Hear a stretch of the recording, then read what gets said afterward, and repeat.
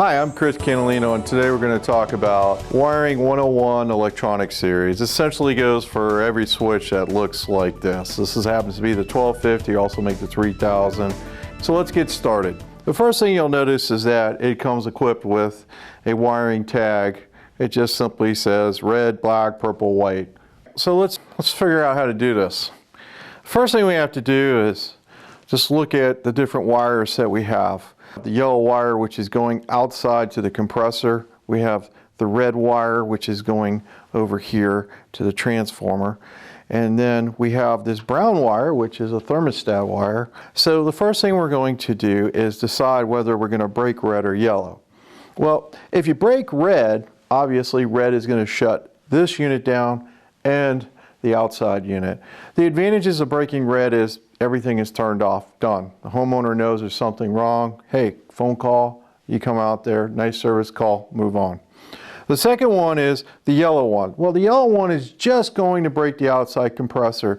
Disadvantage with that, it's not really clear to the homeowner what's going on. He hears the air running, he's confused. He's going to call you up. It's going to be harder to diagnose. You don't know if you have a compressor issue or what.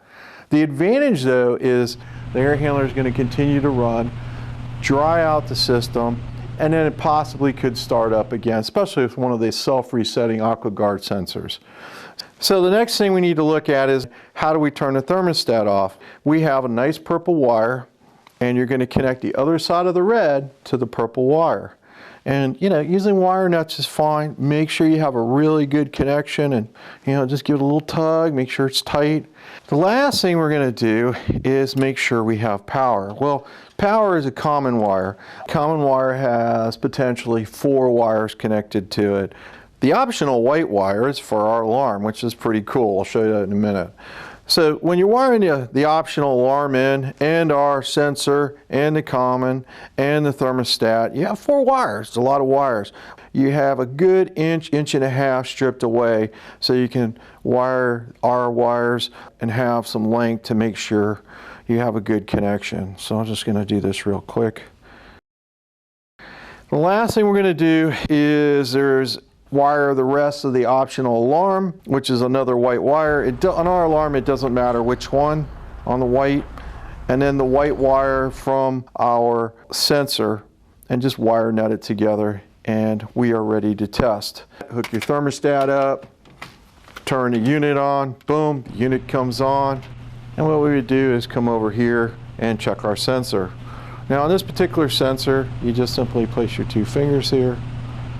You wait for a second, light comes on, and there's the alarm. All right, so after you check the unit out, make sure it's working correctly. One thing to remind you about, the optional alarm is a nice upsell feature. A lot of people will find that very handy and very professional to have. So that is obvious. If you do wire to red, the alarm takes care of whatever's wrong with the unit. You simply just remind the homeowner to turn the little switch off if it's annoying. So I hope this has helped you out. Wiring is pretty simple, as you can see. I figured it out.